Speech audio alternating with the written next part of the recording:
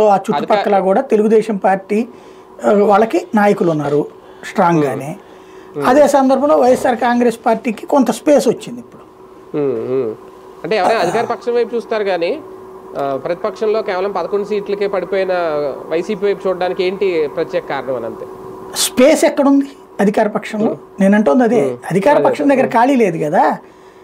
అలాగని ఇక్కడ ఏంటంటే ఏమీ లేని చోట ఆమోదవృక్షమే మహావృక్షం అంటారు ఇప్పుడు, అంతే కదా. శాంతం కాంగ్రెస్ పార్టీతో కంటే కాంగ్రెస్ పార్టీలోను కమ్యూనిస్ట్ పార్టీలో ఉండటం కంటే ఇది బెటర్ కదా. వైఎస్ఆర్ కాంగ్రెస్ పార్టీ 40% ఓట్లు వచ్చిన పార్టీ కదా. ఇంకోటి 40% ఓట్లు సాధించిన మళ్ళీ అధికారంలోకి వస్తాడని నమ్మకం ఉంటుంది. 2% ఓట్లు తెచ్చుకున్న వాళ్ళు అధికారంలోకి వస్తారని నేను నమ్ముతారు. ఇంకా అది సమస్య.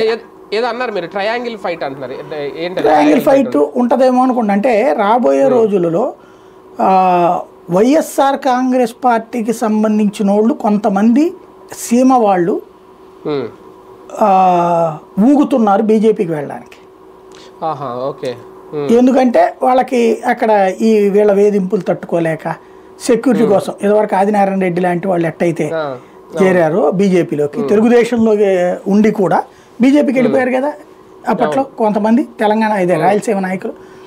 అట్లాగా ఇక్కడ కొంతమంది వెళ్ళడానికి సిద్ధపడుతున్నారు బీజేపీ షెల్టర్లోకి.